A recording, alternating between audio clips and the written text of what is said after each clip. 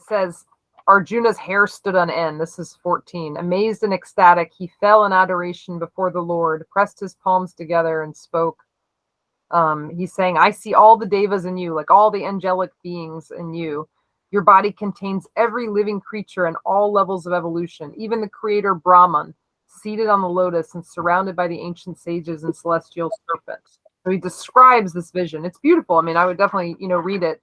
We don't have to go through each part of it right now, but he's just describing how beautiful it is. And then it kind of turns and he says at 25, when I look into your terrible jaws with fearful tusks, I see the fires at the end of time. I've lost my bearings. I don't know where to turn. O Lord of gods who upholds the universe, show yourself merciful. So he starts to get a little bit afraid of what he sees, because he sees literally God devouring everything, because that's part of God.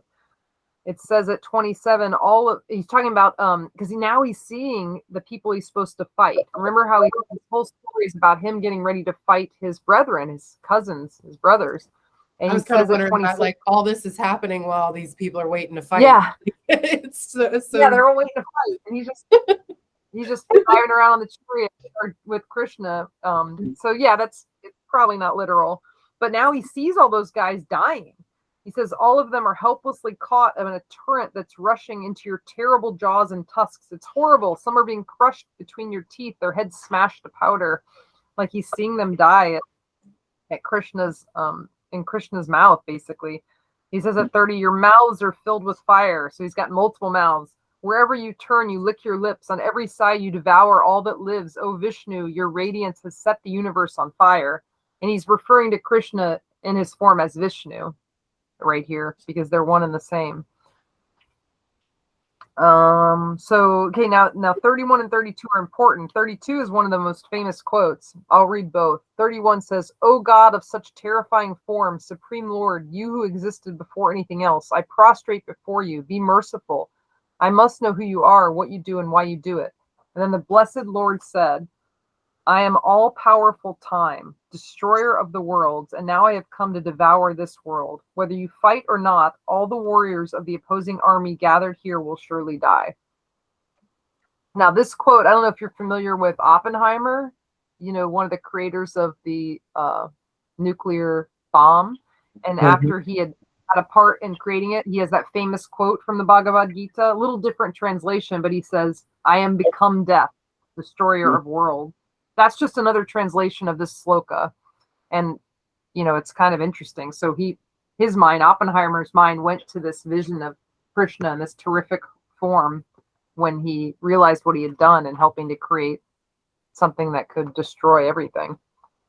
Very quote. So then it goes on.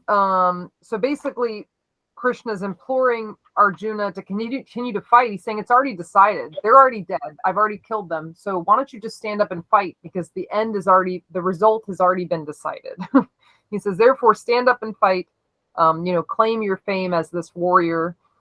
Conquer your enemies and enjoy the kingdom uncontested. I have already slain the enemy warriors. You are to be my instrument, Arjuna. So Krishna's picked Arjuna to do this because, again, he's trying to get Arjuna to fight, to do his dharmic and cosmic duty.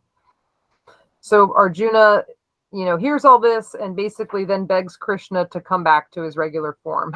It's too much for him to behold all of this.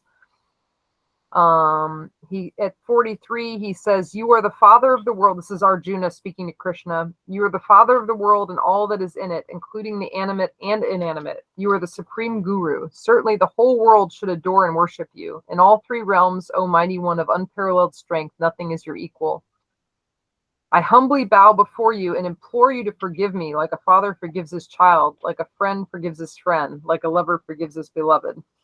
He's asking for forgiveness because he feels like, he said this in the prior slokas, that maybe he was too informal with Krishna. He was just talking to him like a normal person. They're riding around in the chariot.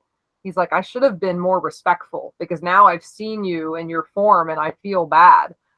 And he says, Arjuna goes on to say, I'm thrilled to behold you as no one else has, but my mind is disturbed. I'm terrified by your cosmic form. It's too much, O God of God and abode of the cosmos, mercifully show your more familiar form to me again. So he's saying, please Thank you. That was great. But can you just go back to the guy that was driving the chariot? Because you're scary. And it makes sense. And there's a reason we don't have, maybe that's why our senses are limited, because maybe it would be too much to behold it all at once. He goes on to say, I desperately want to see you as you were before. Not with thousands of arms, but just with 4 arms. Because Krishna does have multiple arms, but not 1,000, just 4. 4 is fine.